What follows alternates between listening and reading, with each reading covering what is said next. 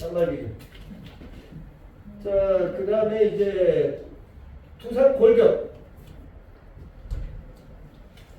아주 전형적인 한국인 두상인데 다행스럽게도 우리 원장님이 이 앞통수 제가 각이돼 있질 않아요. 근데 이 두상에서 가장 자신이 없었던 것은 평평하다, 팽팽한, 납작하다, 뒤통수. 납작한 거. 다른 사람에 비해서 정수리가 조금 넓은 편, 보통 적은 편. 정수리가 보통. 근데 대부분은 얘가 좀 넓은데 그렇진 않은 것 같아요. 정수리 괜찮고. 자, 그 다음에 전반적인 약간 네모형, 그죠? 그런 형이에요. 그래서 얼굴이 작은데도 커 보였던 거. 자, 그 다음에 가마 자국. 뒤통수 쪽에서 그죠? 있긴 있는데 그렇게 자국이 날 정도로 있었던 건 아니다. 그 다음에 가르마 자국. 가르마도 뭐 전체가 갈라지는 가르마는 없었다. 근데 이제 앞머리 약간 갈라진 정도, 저 정도였고. 앞머리 다 소가 흩어가지고 걸렸어. 소가 훑은 정도는 아니고 그냥 지나간 정도. 자, 그 다음에 이제 탈모 정도. 뭐 이 정도는 아예 없는 거지. 뭐 근데 있다라면 요 구렛나루 부분에서 조금 떠 있는 것.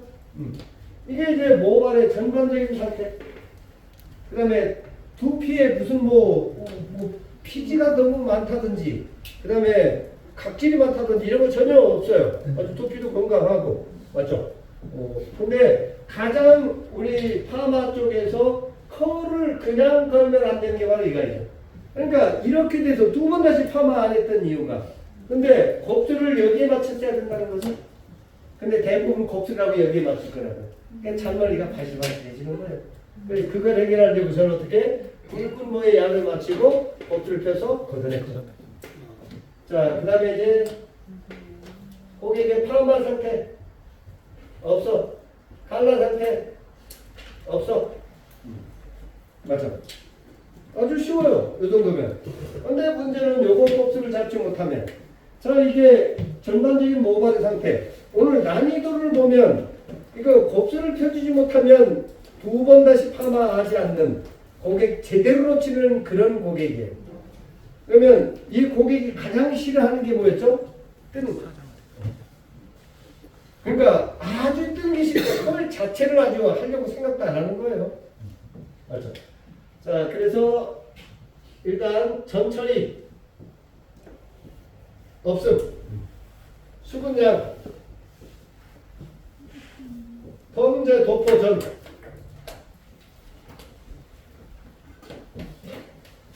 저 정도는 그냥 타월 드라이만 하고 빗질만 해서 축축하게 남아있는 상태? 네, 바로 들어갔어요. 근데 이보다 더 가늘었다든지 손상이 더 있으면 아까 그 수분의 반 정도. 더 건강하면 수분이 조금 더 있는 것도 괜찮아요. 이 수분장이 상당히 좀 중요해요. 자, 그 다음에 1차 도포. 하얀 건강모. 정수리. 각도 들어서 곱슬 펴고 걷어내는 거. 뒤통수. 지금 여기 아까 아이돌 건데 여기가 조금 부시장이 싫으니까 속이 만져서 기계가. 자, 정수리 들어가고 뒤통수 들어가고 사이드 들어가고 메이프 들어가고. 자, 요거 들어가는데 한 20분 걸렸죠? 여기부터 받았던 이유는 가장 뜨는 부분이 이 부분이었고, 여기에는 곱슬이 가장 심했고, 그래서 정수리하고 뒤통수는 C컵. 그래서 오늘 우리 김포 원장님이 뿌리 볼륨을 살려야 되는데 두피에 약 바르니까 왜 두피에 바르냐고. 모발의 방향을 바꾸려면. 그렇게 도포도 안 하고 우리가 뿌리를 살리려고 했다니까요. 말이 돼요? 약도 안 바르고. 그러니까 연모제도 안 바르고 대신 모발의 방향만 바꿔놨다. 연모제도 안 바르고 염색약을 갖다 두피에 막 바르면서. 자, 여기까지도 파는데 20분 걸렸고, 나머지 약을 갖고 중간 부분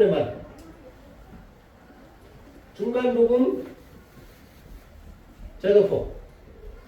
아까 보셨죠? 여기만 중간 부분만 해가 리터치 해주신 거 남은 약 갖고. 자, 그 다음에 아까 액상치료를 갖고 전체 한번 다시 덧방. 요거 액상치료 바르니까 여기에 발랐을 때 뭔가 약이 겉도는 느낌. 근데 갑자기 액상치료를 딱 바르니까 깊숙이 침투하는 거 보셨죠? 자, 이런 속눈화를 보려고 했던 거죠. 여기는 모류 방향. 뿌리 볼륨 살리고 다운시키고 갈라진 부분 잡으려고 그 다음에 잔머리 곱슬 펴려고요. 곱슬 펴려고 1차도 보고 이거는 속눈화 보려고요. 전체. 이 속눈화 볼 때는 뿌리 가까이 들어가지도 않았어요. 좀 띄워서. 그죠? 요거 도포하는 데는 3분. 여기서 자연방치 10분. 이렇게 되는 것 같아요. 그러니까 조금 놀라웠던 것은 요 필치가 높은 건강로 바르고 요 액상치료 바르니 모발이 확실히 연화가 더 진행이 되면서 단단해지면서 윤기가 올라오고 곱슬이 확실히 연화가 더 진행이 되는 걸 봤다.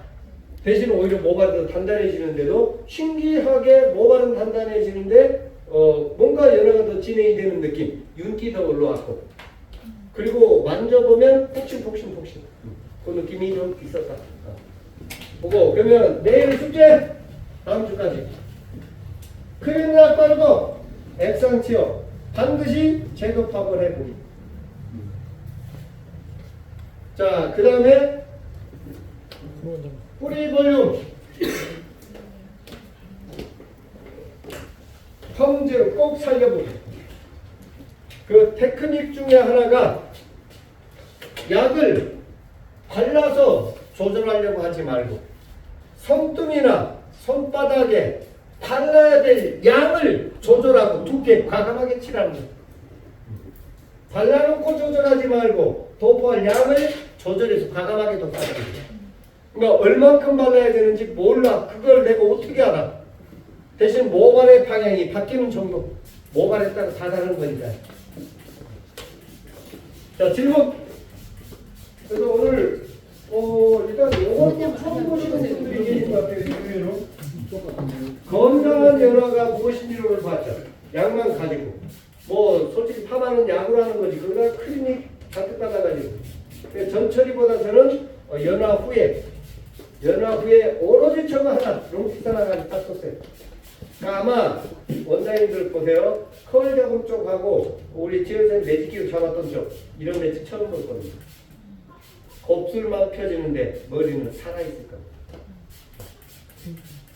뭘 궁금해요? 질문이요. 네. 아까 수분량 얘기하실 때요. 아, 수분량 어떤 그 연화 후에 수분량 아니면은 약 바를 때 아이롱 할때 예. 수분량 그게 건강도랑 손상도랑 수분량이 좀 차이가 있나요? 노. 동일해요. 자, 모발의 변화 폭에 따라서 모발을 좀 더 강한 컬을 걸고자 한다는 수분이 더 있어야 돼. 자, 우리가 가만히 생각해봐요. 연화 후에 수분을 다 말렸던 파마가 바로 매직이죠. 네. 온도가 가장 높은 게 바로 매직이죠. 그런데 매직이 컬이 나오는가요? 그런데 와인딩 할 때 수분이 가장 많은 게 바로 디지털이죠. 온도가 가장 낮은 게 디지털이죠.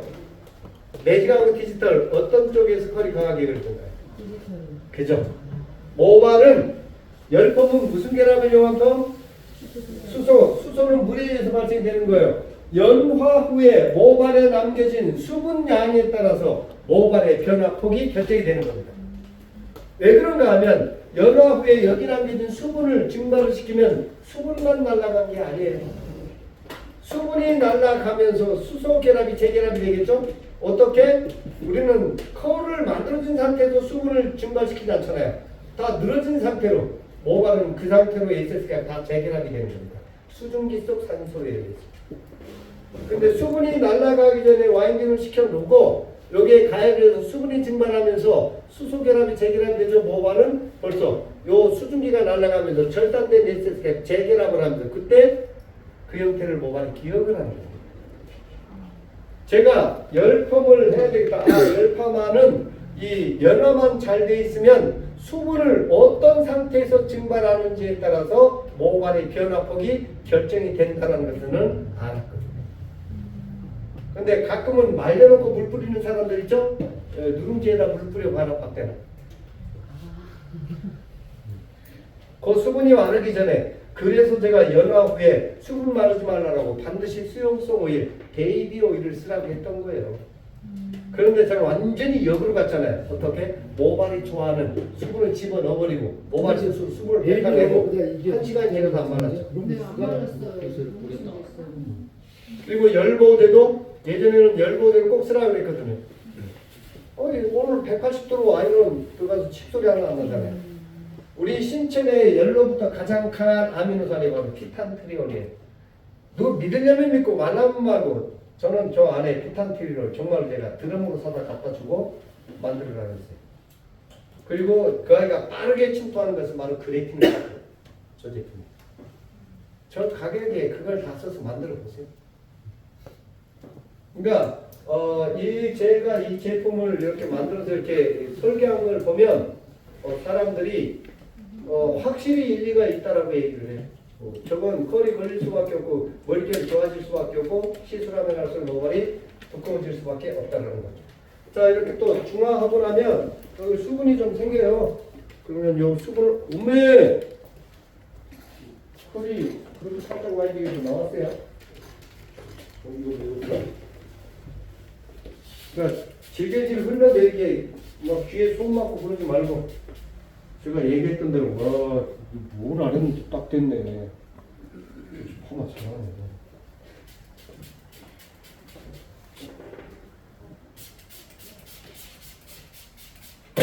이렇게 중화하고 나면 이렇게 기포가 생겨서 맺혀진단 말이에요. 터뜨려. 안쪽으로. 머리결이 뭐 그냥 D컵이네, D컵. 아파트.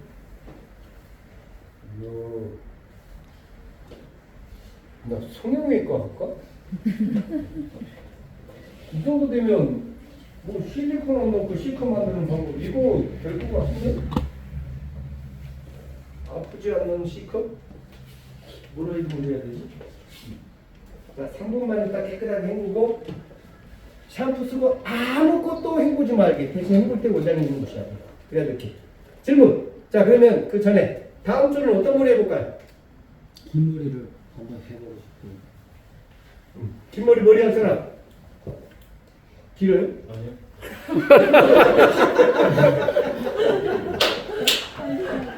아까 여기 꽃배머리도 아이론으로 해줬으면 긴 머리로. 마지막 주에 한번 가보자고요. 아이론 꼭 배워야 되는데 제가 아이론 남자 파마 무시할 수 없잖아요. 그죠? 남자 럭셔리하게 연화해서 아이론으로 잡는 거 보여줄게. 그 포인트 딱 잡는 거 보여줄게. 잘합니다. 다음 주 하시죠. 하면 되는 거지 뭘. 아니 원장님 늦을 것 같으면 다음 주로는 이제 제가 컬을 걸기 위한 연화, 곱슬을 펴기 위한 연화 그걸 잡고 오늘하고 지난주하고 오늘이 길어질 수밖에. 오늘 2시간 했습니다. 2시간 반 했어요. 저는 1시간 만에 끝내려고. 왜 그런가? 여러분들께서 집중을 하고 하니까 그리고 다 이해를 하니까 제가 그걸 기왕에 뭐 또 할 거예요. 평생 걸쳐서. 그죠? 할 때 그렇게 딱 잡아주니까 뭔가 그렇구나. 머리카락이 이렇게 만들어졌구나. 그러니까 속이나 미역이나 SSK하고는 알았는데 이 아이들이 어디에서 생겨난 건지 그걸 모르고 외우려고 하니까 너무 힘들었잖아요. 이게 이 조그마한 털구멍 안에 이런 일이 벌어진다고? 그리고 이제 파마약은 수속에 미역에 이 강력한 SSK를 절단시켜주는 이물질을 가지고 무슨 재생을 시킨다고 하니까 말도 안 되는 거잖아요. 근데 하지만 오늘은 속에서는 무슨 일이 벌어질지 몰라도 모발은 표면에서 전혀 손상이 이렇게 느껴지지 않을 겁니다.